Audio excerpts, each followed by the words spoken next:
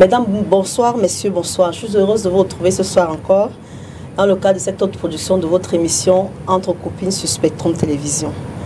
Ce soir, nous allons parler d'un sujet qui a toujours fait couler beaucoup d'encre de salive, davantage ces dernières semaines.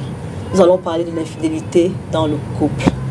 L'infidélité est la violation de l'une des principales obligations du mariage.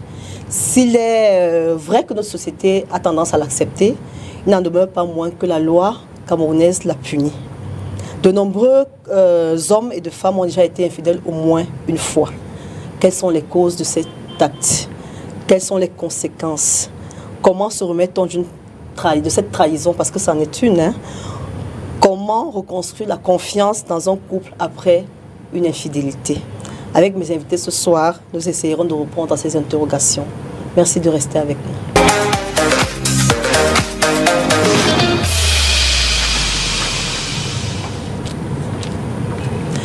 Infidélité dans le couple, comment s'en remettre? C'est le thème de ce soir. Pour en parler, nous avons invité 2 dames et un monsieur. Il est toujours important de faire la parité. Il ne faut pas qu'on donne seulement la parole aux femmes et qu'on dise qu'elles ont fait l'association pour démonter les hommes. Alors, à ma droite, j'ai Madame Itonde Catherine, que je ne présente plus, que je vais quand même présenter. Bonsoir. Bonsoir Emine, bonsoir aux panélistes et bonsoir à tous les téléspectateurs. Ça fait un moment que vous n'êtes pas venu sur le plateau Entre copines. Vous me faites des infidélités? Non, je suis chez moi.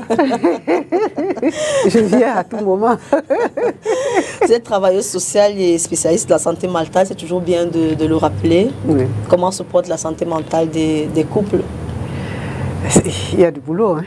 Ça, il faut avouer qu'il y a du boulot en tant que quelqu'un qui côtoie beaucoup les couples ensemble et chacun tout seul, il y a du boulot.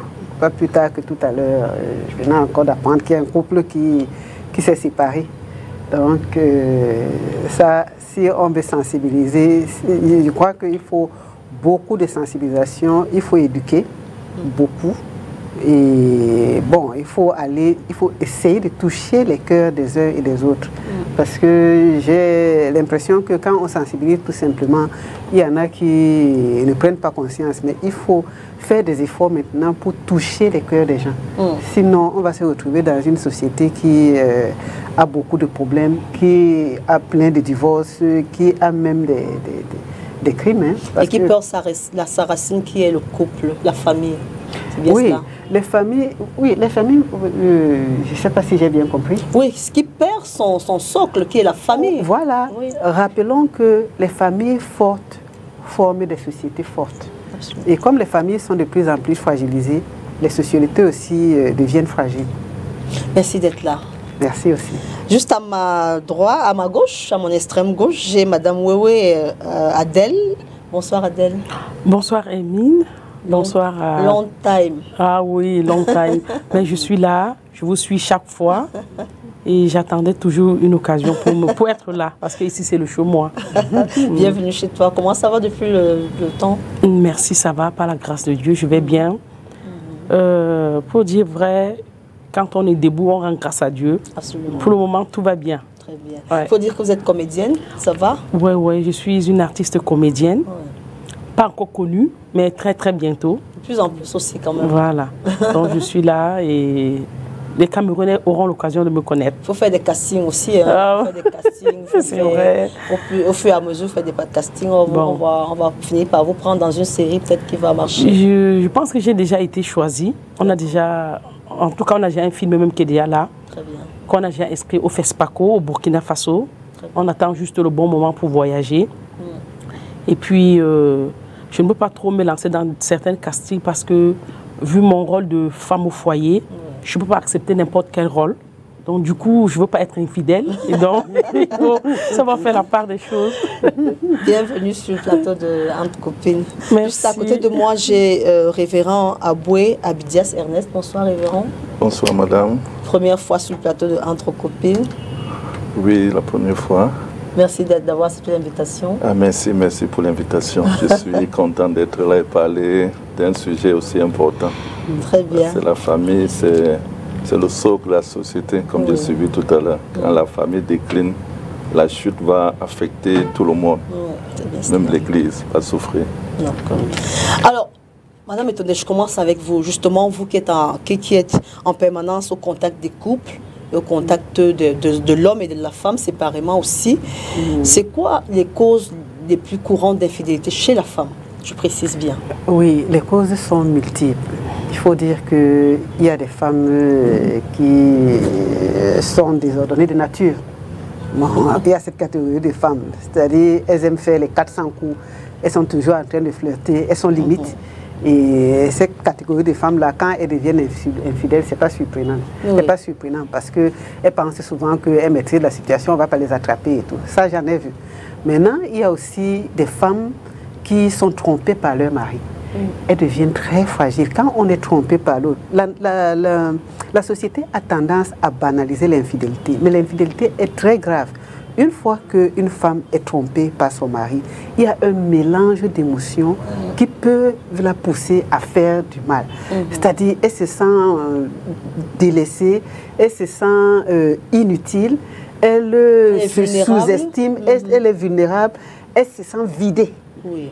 Donc, quand elle a ce manque d'amour-là, ça peut faire en sorte que, face à une personne qui lui sourit même, qu'elle cède.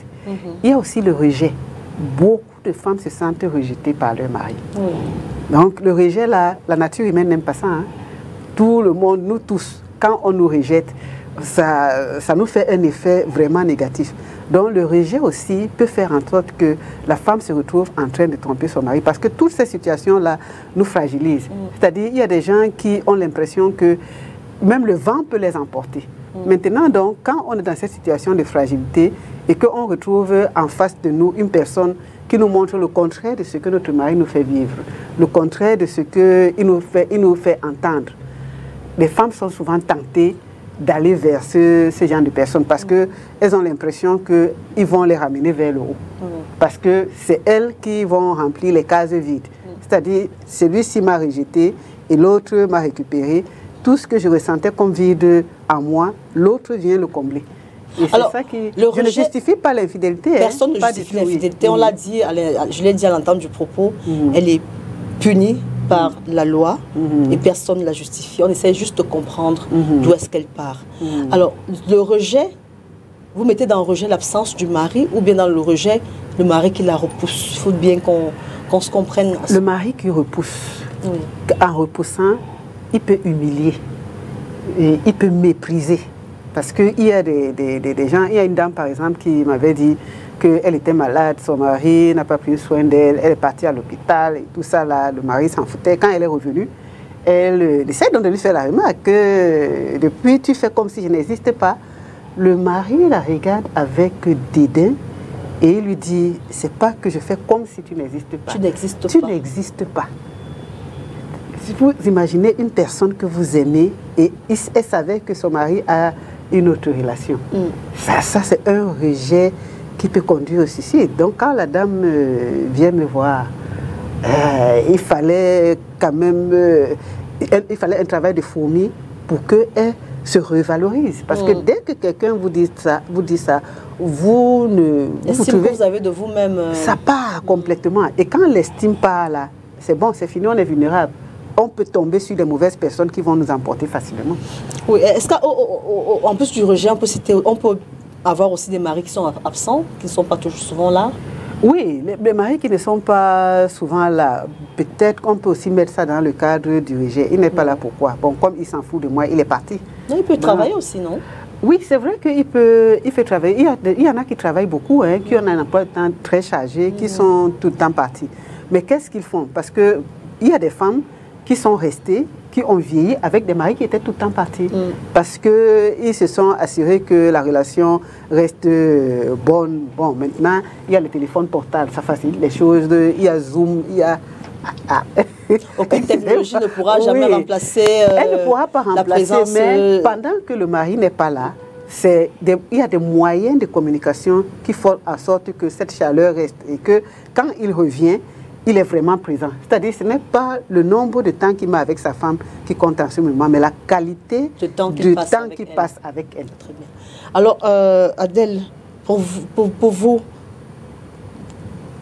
l'infidélité de l'homme, ça peut être causé par quoi? Merci Rémi de me passer encore la parole.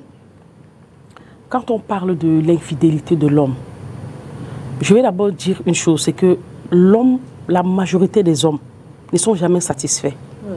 Voilà. Bon, je vais revenir un peu sur un couple, un monsieur et une dame qui sont mariés, qui vivent ensemble. Tu vois, une femme, quand elle accouche, déjà elle se délaisse. Les seins, vous savez, quand la femme allait, ça sent. Elle ne se lave plus. Elle ne prend plus soin d'elle. Du coup, ça peut pousser un homme à aller pour chercher un endroit un peu plus aisé. Je ne suis pas en train de justifier quelque chose. Personne ne justifie rien, on va comprendre. Voilà. Il y a aussi certaines femmes, au départ, elles sont bien avec leur mari. Mais quand l'enfant vient déjà, elle n'a plus le temps de s'occuper de son mari. Elle prend tout cet amour, elle donne à l'enfant. Du coup, l'homme aussi se sent un peu délaissé. Il va directement dehors. Je ne sais pas si vous comprenez. Ouais. Voilà. Il y a ça qui pousse les hommes aussi à sortir. Et puis, il y a certaines catégories de femmes ici qui, je ne sais pas, qui n'ont jamais pris le temps de dire que bon, aujourd'hui, je dois faire un petit bon mets à mon mari. Non. Elles n'ont plus ce temps-là. Les femmes sont focalisées aujourd'hui sur les réseaux sociaux, sur des séries. La maison n'est plus propre. Tout va de tort à travers. Du coup, le monsieur, un monsieur peut-être qui travaille, il rentre tard. En rentrant, il a besoin d'affection, il a besoin d'amour, il a besoin de manger un bon plat de nourriture, il a besoin d'être écouté. La femme n'a pas ce temps. J'ai servi ta nourriture là-bas, hein. La nourriture n'est pas chaude. Je ne sais pas si vous voyez un peu, les femmes d'aujourd'hui ne sont plus comme nos mamans d'avant. Non, elles n'ont plus le temps de leur mari. Du coup, quand une tisa, vous allez me permettre le terme, quand une tisa récupère ce genre d'homme, mais elle va malmener votre mari. Moi, j'en ai été victime, je vous dis, j'en ai été victime. Une a piqué mon mari, mais par la grâce de Dieu, j'ai très vite vu la chose venir. J'ai dit non, moi, on ne prend pas mon mari. Je suis revenu rapidement refaire les choses comme cela se devait. On viendra aux solutions. Est-ce que on viendra à cela? Est-ce que ce n'est pas un peu trop facile de dire que la femme ne fait pas ci, ne fait pas ça? Je reviens au révérend. Est-ce qu'aujourd'hui, vous pensez que les gens se marient pour de bonnes raisons? Parce que peut-être que le problème va part de là aussi. Est-ce que les couples s'unissent aujourd'hui pour de bonnes raisons, révérend? Vous qui avez la charge quand même d'accompagner les gens dans ce sens-là. J'ai l'habitude de dire, en ce qui concerne le mariage, qu'il y a deux types de mariés. J'ai les mariés que j'appelle les aventuristes et les mariés carriéristes. Ça, c'est mes termes à moi. Oui. Donc, ce que j'appelle par aventuristes, c'est des personnes qui sont de passage dans le mariage. Or, le mariage est quelque chose de sacré, très important. Et de périn, c'est-à-dire qu'on se marie pour toujours, enfin on dit quoi, jusqu'à ce que la monde ne sépare. Voilà, donc pour moi ça devait être, on devait être en train de faire carrière. Donc ça doit être quelque chose de périn, comme vous avez dit, nous entrons dans le mariage pour demeurer, pas pour sortir. Parce que dans le mariage, il y a une grande bénédiction. Et justement parce que plusieurs personnes n'ont pas compris l'importance du mariage, les bienfaits du mariage. Parce que notre stabilité, notre épanouissement va dépendre de notre cadre matrimonial. Lorsque nous sommes déséquilibrés, même dans tout ce que nous faisons dans la société, on va prendre des coups. Je reviens à vous. Vous qui avez la charge de préparer les gens au mariage, parce que je suppose qu'en assemblée, chez vous, c'est vous qui tenez les couples, les jeunes couples, les fiancés qui veulent se marier. Est-ce que vous prenez la peine de leur parler de la sexualité? Parce que j'ai l'impression, c'est mon impression à moi, que quand on prépare les gens au mariage, à l'église surtout, on parle de tout, mais on évite le sexe, la sexualité qui est, je veux dire, je peux me tromper, vous allez me dire, 80% ce qui fait un mariage. Est-ce que vous prenez le temps de leur en parler? Justement, c'est le sexe qui fait le mariage, puisque que ce soit dans la loi camerounaise ou la Bible, on dit que des personnes de deux sexes. Ça veut dire qu'autour du mariage, c'est le sexe d'abord. On fait la différence. Et l'Église est supposée parler du sexe. Et c'est ce que moi je fais. Je parle du domaine sexuel. Et la Bible même dit quelque part que pour les serviteurs de Dieu, ceux qui avaient servi dans le temple et ceux qui allaient dans l'assemblée, ils étaient exclus lorsqu'ils avaient les testicules écrasés. Ça veut dire qu'il y a une relation entre le service et la sexualité. Parce que même dans ce que nous faisons, lorsque notre sexualité a pris un coup, nous aurons des problèmes. Donc nous parlons de la sexualité, nous montrons aux gens l'importance de la sexualité. Si deux personnes se mettent ensemble et que le mari, par exemple, ne fonctionne pas, ça sera une porte ouverte pour l'infidélité. J'ai suivi une émission quelque part, je ne veux pas donner le nom de la chaîne. C'est deux personnes qui se sont rencontrées à l'église, ils se sont mis ensemble. Après, la dot sont mariés. Mais l'homme, le jour du mariage, il a dit à la femme que je suis fatigué. Et ça a duré comme ça 1 semaine, 1 mois, 6 mois. Et la femme a demandé le divorce. Nous n'encourageons pas le divorce. Il faut consommer le mariage. Mais nous voulons montrer que le sexe est la chose la plus importante. Je vais insister. Je vais insister. Parce qu'il y a beaucoup de choses à l'église. Parce qu'à l'église, on dit il ne faut pas consommer le mariage. Il ne faut pas consommer avant le mariage. C'est-à-dire qu'il ne faut pas avoir de rapport sexuel avant le mariage. Ça sous-tend que deux personnes qui viennent pour se marier doivent attendre d'être unies d'abord. Mais est-ce que vous prenez la peine de leur dire que l'épanouissement de l'un et de l'autre dépend de la qualité de la sexualité? J'insiste dessus parce que je sais que généralement les pasteurs survolent. On fait comme si le sexe c'est une mauvaise chose, alors que justement Dieu sait que c'est une bonne chose et il l'a encadré dans le mariage. Est-ce que vous, les bergers, vous prenez la peine de leur dire vraiment en 2 mots simples que l'épanouissement de l'un et l'autre dépend beaucoup de la qualité de leur sexualité? Moi, sincèrement, c'est ce que je fais. Parce que je ne crois pas que le sexe est une mauvaise chose. J'étais dans une école biblique à Bamenda et le directeur qui était un Allemand nous a pris pour un cours sur le mariage pendant 1 mois. Il venait avec les images, cantiques des cantiques, comme si c'était la pornographie. Oui, absolument, oui. Et il nous disait, vous êtes les futurs leaders et on doit vous parler de ça de manière crue. Nous étions célibataire, j'avais 25 ans à l'époque. La majorité des pasteurs m'amènent à l'Institut biblique. Et il nous montrait un peu l'importance du domaine-là. Donc, il est hors de question qu'on survole.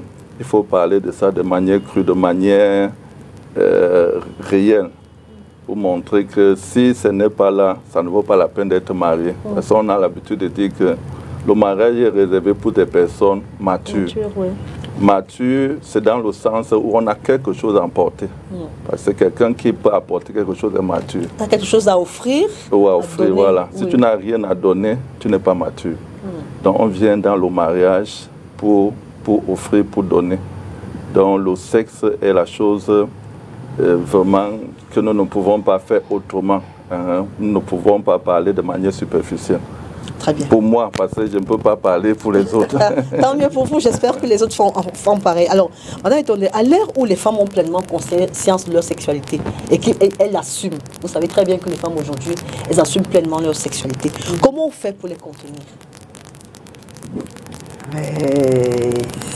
Je ne sais pas si j'ai bien compris. Pour les contenir afin je veux dire qu'elles ne se livrent pas. Parce que vous avez essayé de donner des raisons.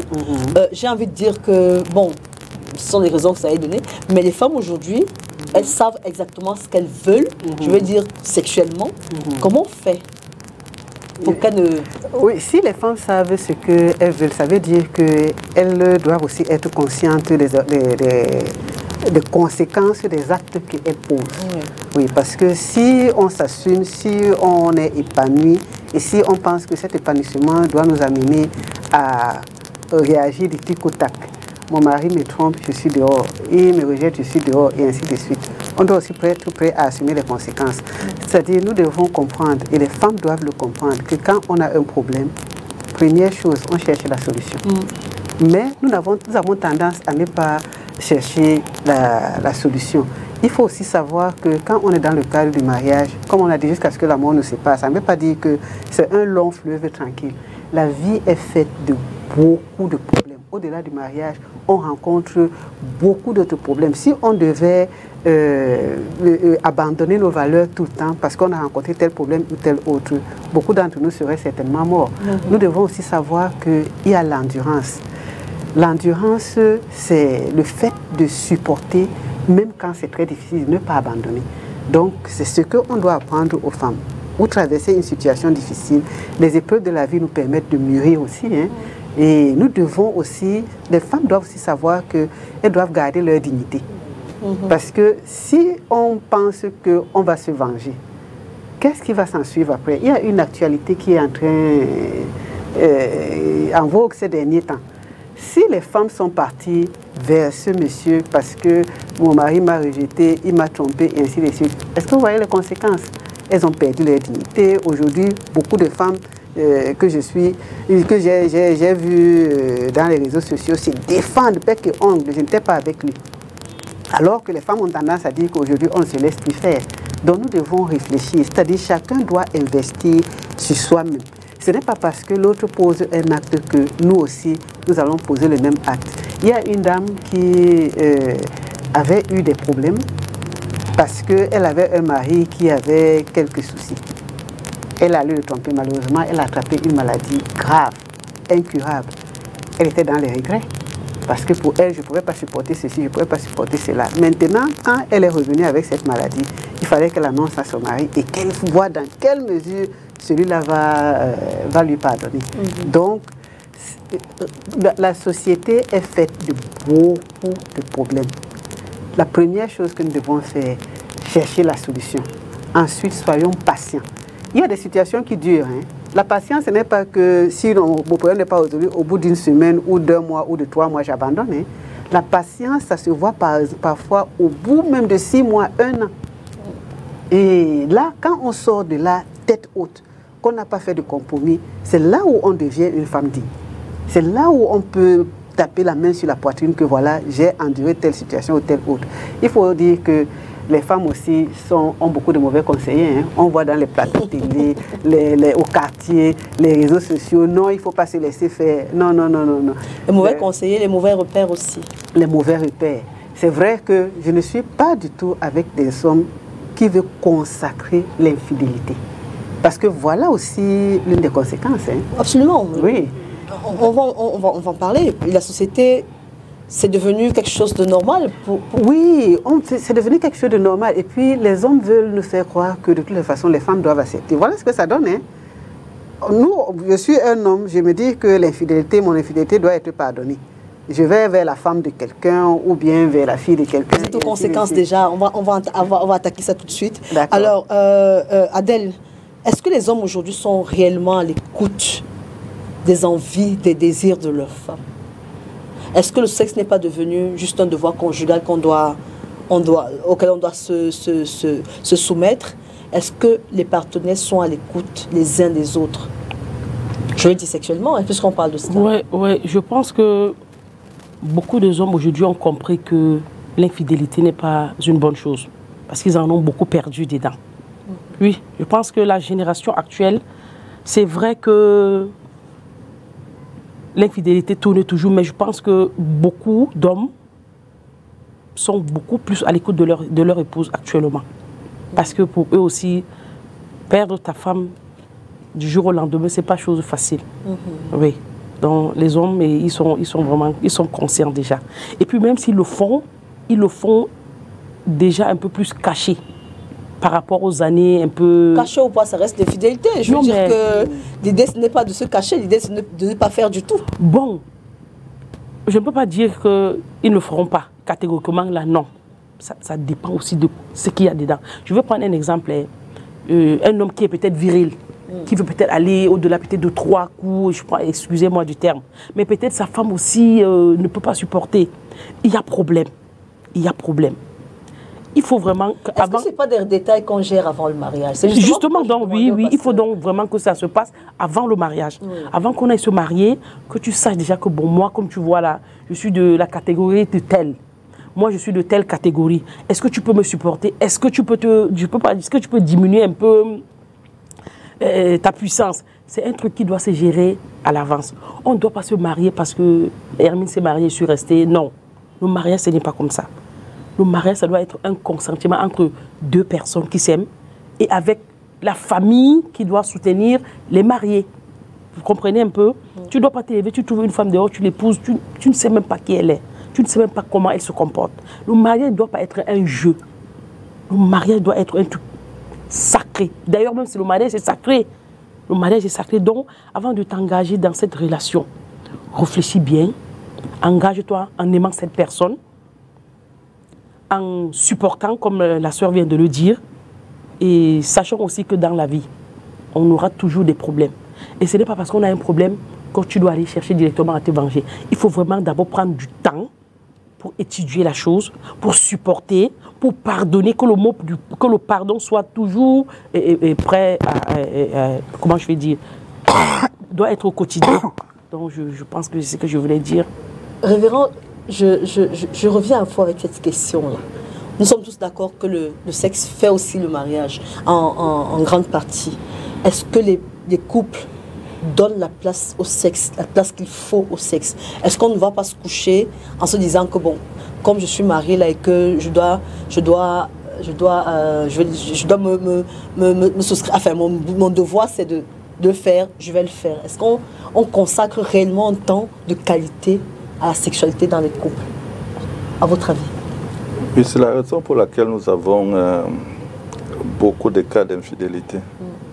Parce qu'il faut dire que ce n'est pas seulement dans le monde, nous avons beaucoup de cas à l'église actuellement. Des cas d'infidélité qui amènent même certains au divorce, et ce qui n'est pas une bonne chose. Et tout à l'heure, là, on parlait de consentement. Et nous voulons toujours nous rassurer que les deux, parce qu'on a ce qu'on appelle les comités de mariage. On les fait passer parfois à un programme de 3, 4, ça dépend de leur durée. On suit les gens, en tout cas les futurs mariés, et on pose les questions. Est-ce que vous êtes compatibles? Il y a tout un canevas. Et on se rassure que les deux personnes sont compatibles dans tous les domaines. Voilà, excusez-moi, je vais m'arrêter si vous permettez. Ouais. Je vais m'arrêter sur la compatibilité des deux partenaires, des deux fiancés, appelons ça comme ça. Puisqu'ils n'ont pas le droit d'avoir des rapports sexuels avant le mariage, est-ce qu'ils parlent, eux deux, de sexe? Elle parlait de fréquence, par exemple. L'homme peut être quelqu'un qui est gourmand et la femme, pas du tout. Est-ce que vous leur permettez, vous leur conseillez d'aborder ce sujet-là, même s'ils ne le pratiquent pas encore? Oui, nous les permettons d'aborder, parce qu'on ne pouvait pas parler du mariage sans parler du sexe. Et ils sont libres de se rencontrer, ils peuvent se retrouver dans les restaurants, dans certains endroits. Et pour faire rire, on peut leur poser les questions. Quand vous êtes ensemble, on demande à l'homme, est-ce que le truc là se lève? Donc, par exemple, on veut se rassurer qu'ils sont compatibles. Parce qu'il faut dire qu'il y a des personnes qui peuvent être ensemble, mais les sangs, comme on dit au quartier, ne vont pas ensemble. Ne collent pas. Ne collent pas, voilà. Pas au quartier, oui. Donc on se rassure. Et pour revenir à votre question maintenant, au niveau des couples, la sexualité doit être la chose qui préoccupe le couple. Donc dans un couple où ils n'ont pas un programme où ils mettent l'accent, ça va créer des problèmes. Donc, dans chaque famille, nous, au niveau de l'église, nous créons ce qu'on appelle les séminaires pour sensibiliser, pour montrer que dans la Bible, on s'est rendu même compte que beaucoup de chrétiens ont la Bible, mais ne savent pas que dans le livre des Cantiques, on parle de l'amour. De l'amour. Voilà. J'ai demandé à un couple de lire Cantiques. C'était la première fois. Et ils ont lu les choses qui étaient crues, que c'est écrit dans la Bible. Donc, quand on était petit, excusez-moi, moi je suis du centre, on appelait ça Maman Satan. On dirait que nous, quand on a donné notre vie à Jésus, ce qu'on appelait Maman Satan chez les petits, ça veut dire que les choses de Satan. Les choses que Dieu a créées, ce ne sont pas les choses de Satan. Clairement. Donc, la sexualité est quelque chose de sacré, mais quelque chose de bien. On les encourage de pratiquer et d'en jouir vraiment. Alors, nous avons marqué une première pause. Nous avons tendu le micro à nos compatriotes à qui nous avons demandé comment ils pensent qu'on peut surmonter l'infidélité de son partenaire. On les écoute, on se retrouve juste derrière.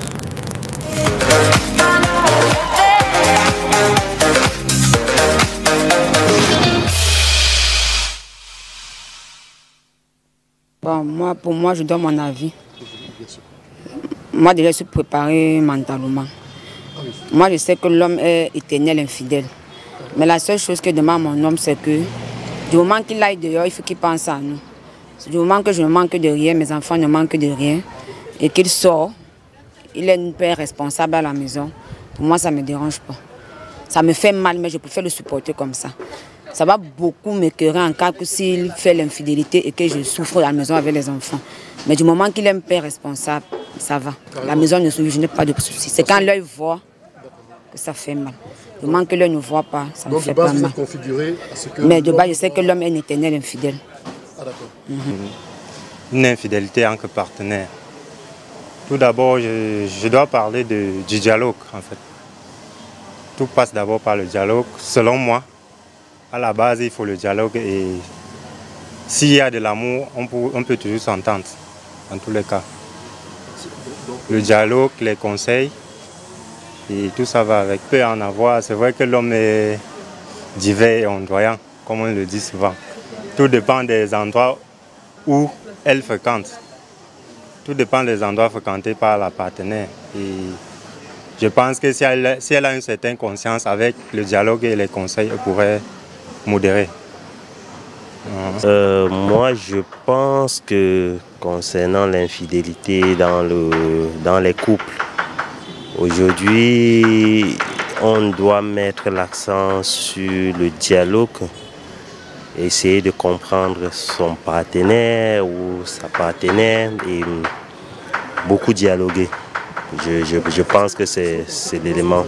Je veux dire que la clé, c'est d'abord le dialogue parce que parfois il y a des incompréhensions dans le couple, c'est que peut-être l'homme veut, ce que la femme veut. Si on ne dialogue pas, on ne pourra pas savoir ce qui est comme manquement dans le couple. Et c'est pour ça que je mets vraiment l'accent sur le dialogue. Parce que le couple, c'est la complémentarité. À partir du moment où on ne dialogue pas, on ne peut pas se compléter. Des situations d'infidélité peuvent arriver. Pour surmonter l'infidélité dans un couple, il faut d'abord un respect mutuel. Bon, la femme doit savoir sa place, l'homme doit savoir sa place. Et généralement, je ne peux pas dire que je témoigne la femme, mais c'est l'homme qui est toujours au début. Et pour se préserver avec tout le risque de nos vies actuelles, les maladies par-ci, par-là, chaque couple devrait se préserver, à éviter d'être... Une fois que c'est arrivé, comment est-ce qu'on peut la surmonter? Une fois que c'est arrivé, bon, s'il y a les enfants réciproquement, on peut pardonner. On peut pardonner, on peut bien pardonner et que chacun se range afin que ça ne se produise plus. Moi, je pense que c'est ce que je peux proposer comme l'équivoque quand c'est arrivé. Pour moi, de façon générale, c'est la femme qui supporte plus l'infidélité dans le couple. Mais si on se pose la question de savoir comment gérer l'infidélité, je pense que c'est les deux partenaires qui sont interpellés. Et quand ça arrive, les deux partenaires doivent s'asseoir, discuter et savoir s'ils veulent encore continuer ensemble ou pas. Merci.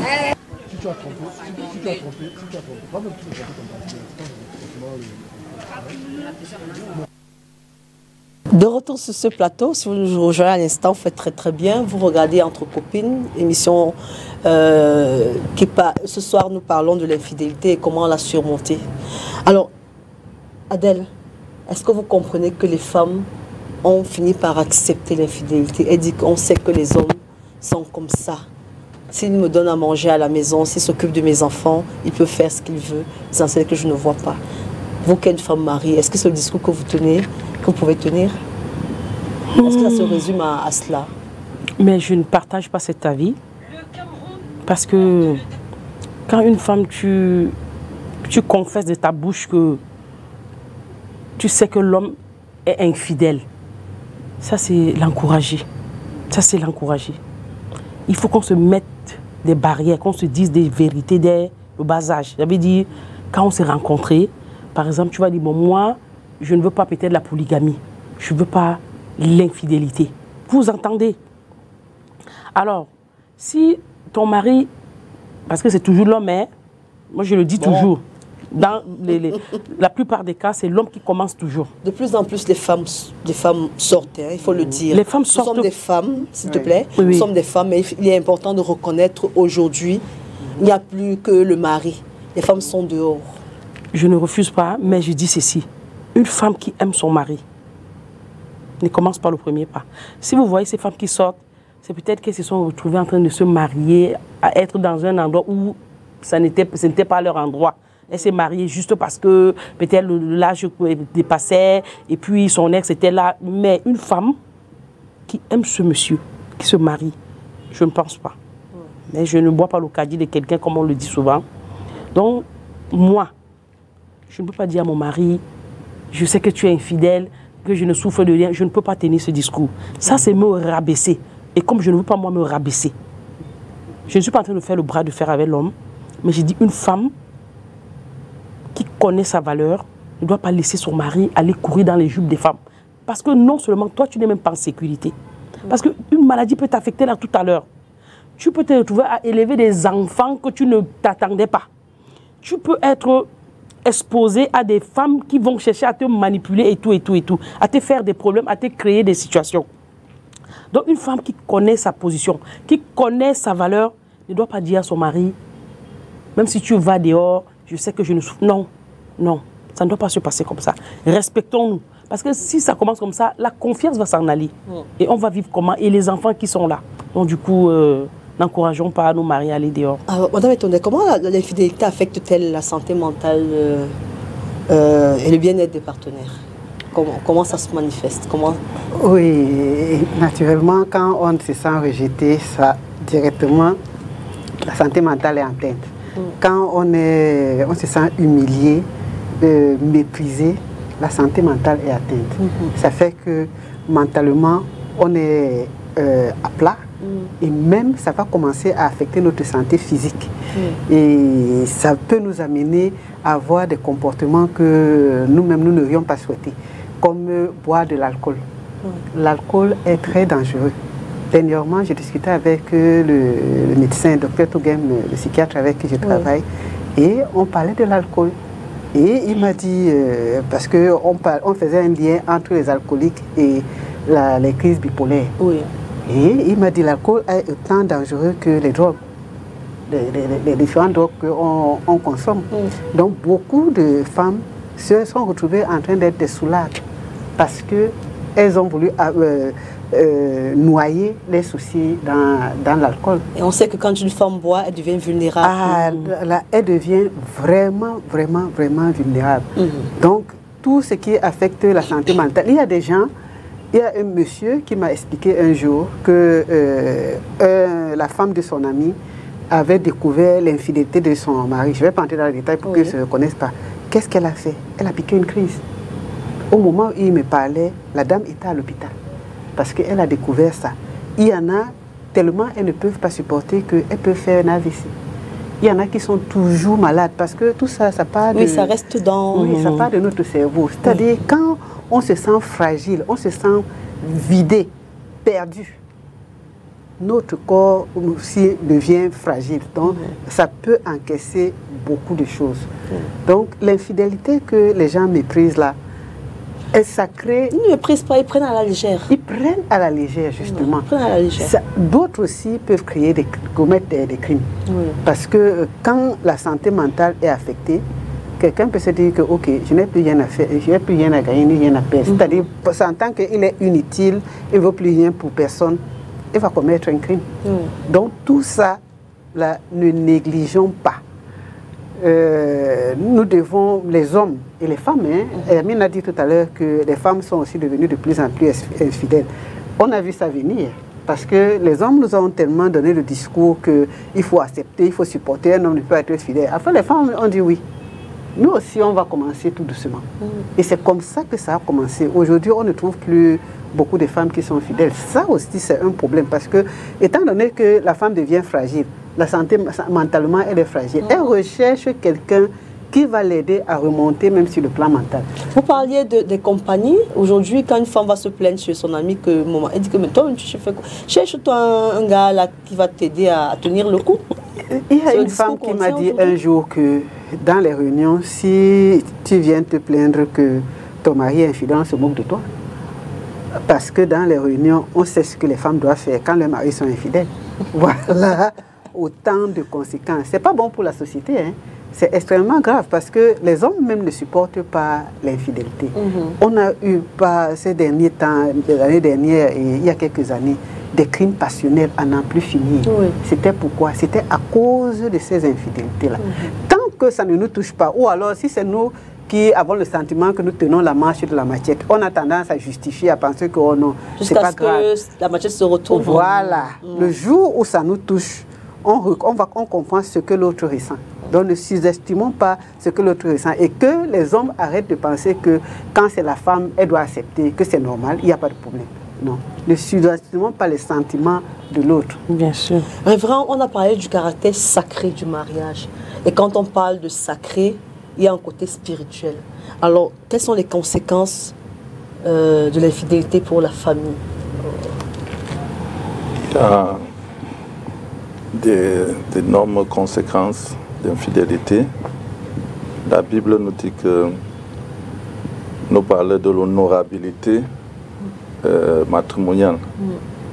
Dans le livre d'Hébreux, le mariage doit être honoré de tous et le lit conjugal doit être exempt de souillure, car Dieu jugera les impudiques et les adultères. Nous voyons que dans les familles là où il y a l'infidélité, ça apporte l'instabilité au niveau même des études des enfants. Il y a des enfants qui sont parfois contents de voir que maman et papa sont en conflit. Parce que maman veut tirer les enfants de son côté, papa également. Et ça leur avantage. Oui. Voilà, même s'ils avaient fait les mauvaises choses, on ne les punit pas parce que les parents ne sont pas d'accord. Donc au niveau de l'école, ça va affecter des résultats et ça apporte la pauvreté, les maladies, comme elle a dit tout à l'heure. Il y a beaucoup de choses qu'on peut noter. Donc nous voyons que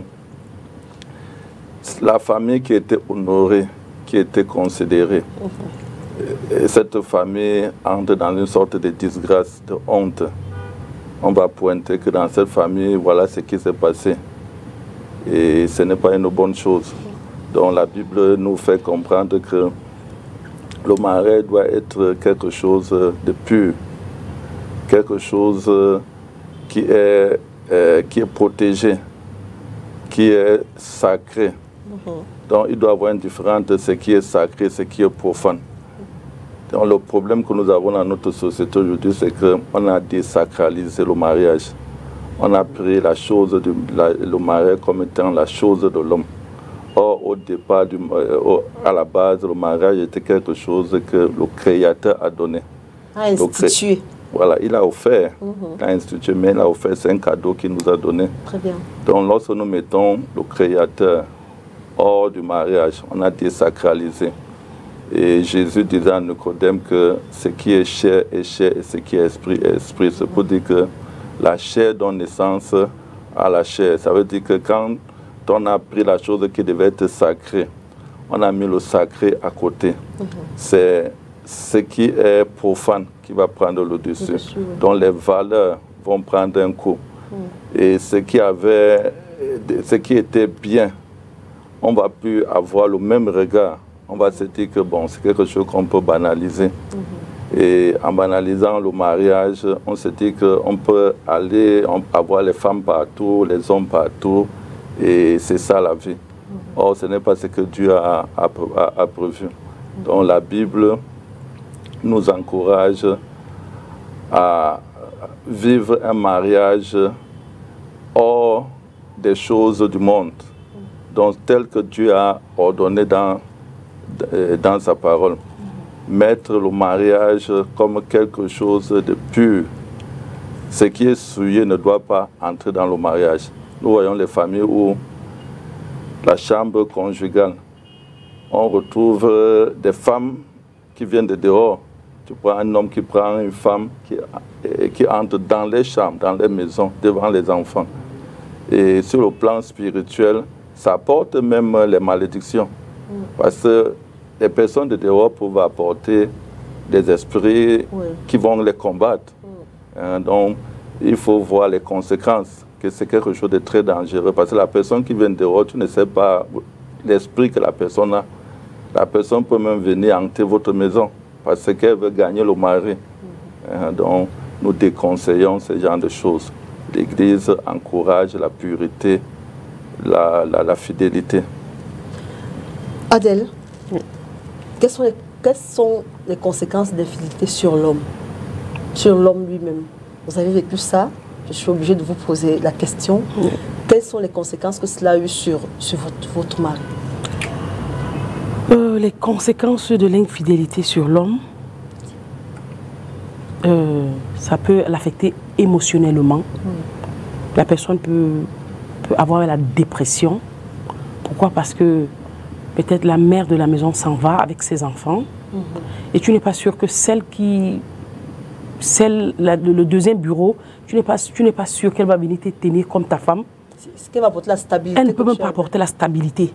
Tu es, comment je peux dire, tu es toi-même diminué.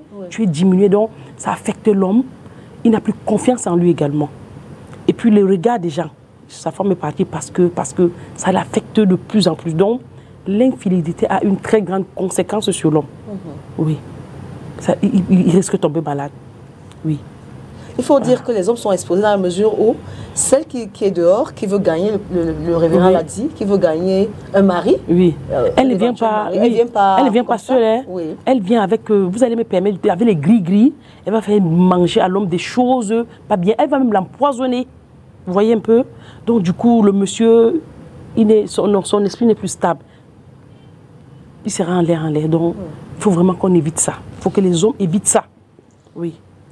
Et si tu n'as pas en face de toi une femme forte, vraiment, ta part sera un peu... Ta vie ne sera plus bien. Oui, parce que tu vas beaucoup perdre. Hein, parce que les hommes pensent que non, c'est la femme qui est perdante. Non. Non, le Seigneur n'est pas fou. Oui. Il a dit le mariage, c'est entre l'homme et la femme. Pas seulement la femme qui doit bénéficier, non. C'est nous deux qui bénéficions. Et qu'on sache que quand toi, tu fais du mal, tu vas payer. On a dit le péché, le salaire du péché, c'est la mort. Donc toi qui amènes le problème, tu vas beaucoup périr. Donc on ne dise pas que la femme... Non, non, non. Toi-même, tu vas vraiment être mal dans cette relation. Alors, maintenant, qu'est-ce qu'on fait quand un couple se retrouve face à un problème d'infidélité? Qu'est-ce que vous leur conseillez, généralement? La première chose, c'est écouter. Parce que... Alors, c'est la thérapie que vous leur faites? Ils font une thérapie de couple? Oui, oui. Parce qu'il faut écouter. Parfois, les gens ont des problèmes, on dit que les femmes dérangent beaucoup, tous les hommes sont infidèles, alors que ce n'est pas ça. Il faut écouter. Quand on écoute, ça, je le dis aussi ça, par expérience, quand on écoute beaucoup le couple, parfois on se rend compte qu'ils ne communiquent pas assez ensemble, ou alors qu'ils communiquent mal. Parce qu'il faut dire que les gens, quand ils sont sous le coup de la passion, le flirt est intéressant et tout ça, mais quand la relation devient importante, sérieuse, chacun n'arrive plus à s'exprimer librement, oui. Il y a trop de non-dits, il y a trop de choses qu'on cache parce qu'on a peur que s'il dit, on sera dévoilé devant l'autre, comment il va nous prendre, et ainsi de suite. Donc, il faut amener les gens progressivement à prendre leurs responsabilités. Parce que beaucoup de gens aussi ne savent pas ce qu'ils doivent faire. Autre chose, c'est aussi que je remarque que sous le coup de la colère, les gens se disent beaucoup de choses qu'ils ne prennent pas en considération. Quand l'autre est fâché et qu'il nous dit des choses, essayons de prendre du recul. Il m'a dit telle chose, que je lui lance toujours des mauvaises paroles ou bien qu'il se sent méprisé. Qu'est-ce qu'il se passe exactement? Si on corrige ça, là aussi, ça peut aider. Il faut chercher aussi à toucher les cœurs. C'est-à-dire, beaucoup de couples aussi, en allant résoudre leurs problèmes, chacun cherche à avoir la raison. À remporter la victoire, parce que souvent on a des gens qui nous conseillent, des alliés, on n'accepte pas telle chose, n'accepte pas telle autre. Ils ne s'asseyent pas pour résoudre des problèmes, mais c'est comme s'ils étaient en guerre, chacun veut remporter la victoire. Or, ce n'est pas ça. Quand on rassemble dans tous ces éléments maintenant, on commence à éduquer les couples. Quand, dans le domaine sexuel, par exemple, il y a des gens qui se marient en se disant que, ok, pour que j'échappe au sexe des personnes qui appartiennent à certains groupes religieux, où on demande d'être fidèle, de ne pas commettre la fornication et autres, peuvent se dire que, ok, pour que je ne commette pas la fornication, je me marie. Je me marie. Et quand il se marie, il se rend compte qu'on ne peut pas parler que de sexe. Donc, les gens, les couples doivent aussi savoir que le mariage n'est pas fait que de sexe. C'est fait de tellement de choses qui alimentent positivement la vie sexuelle. Or, ces choses-là, les couples doivent les connaître. Et on doit savoir qu'en journée, il y en a qui se disputent et ils pensent que le soir, le sexe va arranger. Non. Alors que quand on est complice, quand on s'ouvre, quand on pardonne, quand on communique aisément, quand l'autre se sent compris, on dit qu'un homme compris est un homme conquis. Donc quand l'autre se sent compris, il se libère plus facilement. C'est-à-dire des gens ne parlent pas. Il a en confiance, oui. Or, beaucoup de couples, chacun y parle, mais chacun est sur la défensive. Donc il y a beaucoup de conseils à donner aux couples pour que ça. Donc absolument, quand il faut qu'ils passent par une thérapie de couple. Ceux qui ont des problèmes réels, c'est-à-dire l'accompagnement psychosocial, par exemple, que je fais, c'est pas palier. Il y a des gens, ils peuvent déjà commencer à discuter entre eux, on les encourage à discuter. Maintenant, quand ça ne va pas, on peut voir dans l'environnement social. Peut-être qu'il y a des voisins, il y a la famille et ainsi de suite. Pour arriver à la thérapie de couple, ça veut dire qu'ils ont déjà traversé toutes ces étapes-là. Oui, qui n'ont pas marché. Maintenant, il faut qu'ils fassent une thérapie. Là où ils vont s'écouter. Là où ils vont s'écouter, là où on va apprendre à chacun ce qu'il doit faire et ce qu'il ne doit pas faire, comment il va se comporter vis-à-vis de l'autre, comment il peut respecter les sentiments de l'autre. Oui. Parce que parfois c'est aussi compliqué. Oui, si on n'est pas dans cette thérapie-là, donc tout le monde va chercher à avoir raison. Donc maintenant, on peut montrer par exemple la manière de communiquer. Il y a le tu accusateur. On va par exemple dire qu'il ne faut pas toujours être dans l'accusation. C'est-à-dire l'objectif de couple, c'est qu'il résolve le problème, qu'il chasse l'intrus. Or, si on est dans le tu accusateur, on braque l'autre. Par contre, si on exprime ses sentiments négatifs avec douceur et respect, l'autre va savoir, à la manière dont on formule la phrase, ça peut amener l'autre à nous comprendre, parce qu'il ne se sent pas attaqué. Donc, il ne va pas réagir parce qu'il se défend, mais il va réagir parce qu'il a compris et qu'il a envie de se corriger. Alors, révérend, comment vous faites quand les couples viennent vous voir, qui ont une situation d'infidélité? Comment vous gérez? Qu'est-ce que vous leur conseillez? Nous montrons que, à la base de tous ces deux personnes qui se mettent ensemble, Jésus a dit que l'infidélité vient du cœur. C'est dit que c'est du cœur que vient telle ou telle chose. Lorsque deux personnes ont des problèmes, on tient compte de ce qui les a mis dans cette situation d'infidélité. Ça peut être le manque de communication, comme Madame venait de dire. Ça peut être un problème que je vais appeler le complexe de compensation sexuelle. Et ça se passe beaucoup plus chez les hommes. Et depuis ces derniers temps, on voit beaucoup d'hommes qui ont des problèmes et qui veulent affirmer leur masculinité, de montrer qu'ils sont hommes. Peut-être que c'est dû au stress, à la qualité d'alimentation et à certaines situations. Il y a des hommes qui deviennent sexuellement impuissants et qui veulent en tout cas remonter les sexualités. Quand c'est le cas, on peut les conseiller pour les montrer que dans la Bible, Dieu est le médecin des médecins. Il nous conseille une bonne hygiène nutritionnelle parce que ça fait partie n'est-ce pas, des capacités sexuelles. Si nous voulons avoir une bonne performance, on n'a pas besoin d'aller prendre les aphrodisiaques.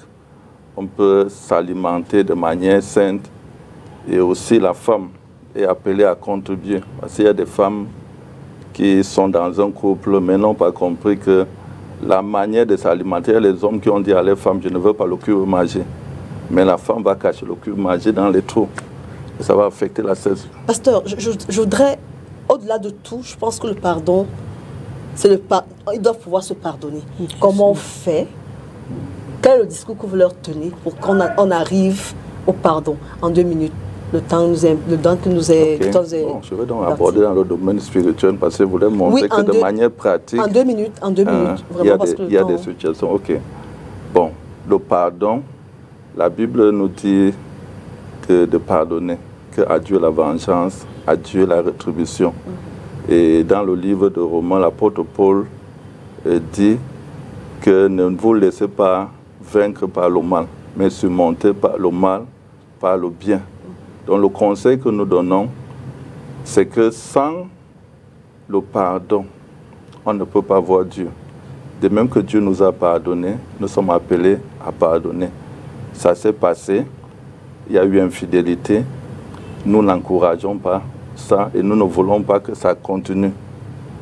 Ce qui a été la cause, on essaie de traiter ça et on pardonne, on restaure les choses en disant que bon, si l'amour était parti, sans l'amour, ce n'est pas possible que 2 personnes vivent ensemble. La Bible nous dit que l'amour est un don de Dieu. Et l'amour, c'est l'absence totale de tout égoïsme. Donc 2 personnes qui vivent ensemble, c'est parce qu'ils ont quelque chose à donner l'un l'autre. Si un tombe, l'autre peut relever son partenaire. Donc l'homme est tombé ou la femme est tombée. Ils sont appelés à pardonner, à se remettre ensemble. Surtout quand on dit que le mariage, c'est pour le meilleur et pour le pire. C'est le pire là qui est là. Oui, donc il faut meilleur pour le pire, même si on dit meilleur pour la vie c'est une force. Quand quelqu'un est tombé, on peut lui redonner la vie. Adèle, vraiment en 1 minute, hein, toi tu as vécu l'expérience, comment on refait confiance à un partenaire qui nous a trahi, comment on refait confiance et comment on recommence sur de nouvelles bases, comment ça se passe? Bon, déjà, celui qui était en face de moi a vite compris qu'il était en train de faire mal et il s'est repenti, il a changé. Dans ce cas, tu pardonnes facilement, tu remets ta confiance.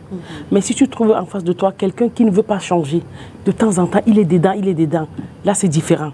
Moi, mon cas, quand j'ai soumis le problème, quand lui il a pris la chose de la réalité, il a la conscience de la chose, il a cessé, il s'est excusé, il a dit plus jamais. Et plus jamais, il ne s'est plus remis à me faire ce genre de bêtises. Donc là, moi, j'ai pardonné. J'ai commencé encore à lui faire confiance. Et en dehors de ça, nous sommes devenus plus complices. Donc il a fallu qu'on passe par ça pour que notre mariage change encore de face. Pour que l'amour renaisse. Voilà. Donc moi, je parle à certains messieurs, quand vous faites ça et que votre femme vous pose le problème, laissez changer. Parce qu'il n'y a rien dehors, si ce n'est que les problèmes et la maladie. Donc, que le pardon soit continuellement dans nos foyers, dans notre cœur et dans notre bouche. C'est ce que je peux donner comme conseil à ceux qui traversent ce problème. Très bien, merci. Pasteur, un mot pour ces couples-là qui traversent cette période-là, cette mauvaise passe-là. Un mot? Oui, je voudrais dire que le Seigneur Jésus peut nous aider, pour vous aider, à travers toutes les situations que vous traversez. Vous pouvez confier votre couple à Jésus. Il est la 3e, la 4e personne qui était dans la fosse. En tout cas, Daniel, les amis de Daniel, il était la personne qui les aidait. Donc, dans un couple là où il y a des problèmes, si Jésus est là, il peut vous aider à surmonter et à vaincre les difficultés. Madame Etonde, qu'est-ce que vous conseillez à ces couples qui sont dans cette situation-là? Oui, je dirais qu'il faut communiquer, il faut parler au cœur de l'autre. Il faut chercher à toucher le cœur de l'autre. Si chacun cherche à toucher le cœur de l'autre, ça sera positif. Et ça, ils vont avoir de bons résultats. Exprimez vos sentiments négatifs avec douceur et respect. Merci, mesdames, merci, monsieur, d'avoir passé ce moment avec nous. Mesdames, messieurs, l'infidélité, pour quelque raison que ce soit, nous ne pouvons pas l'accepter, nous ne l'encourageons pas. Nous voulons seulement dire au couple que c'est possible de se réconcilier, c'est possible de reconstruire quelque chose si, comme madame a dit, vous parlez franchement. Apprenez à vous parler sincèrement, à ouvrir votre cœur à l'autre. Si vous ne dites pas à l'autre qui vous a fait mal, il ne comprendra pas. Essayez de vous parler. S'il y a quelque chose à sauver, sauvez, parce que c'est ce qui est le plus important. Merci d'avoir été avec nous. Merci à Mass Fashion 7 qui m'habille ce soir. Merci à Armel qui est derrière la caméra, à Didier qui est sur les platines. Retrouvons-nous la semaine prochaine pour une autre thématique. S'il plaît à Dieu, au revoir.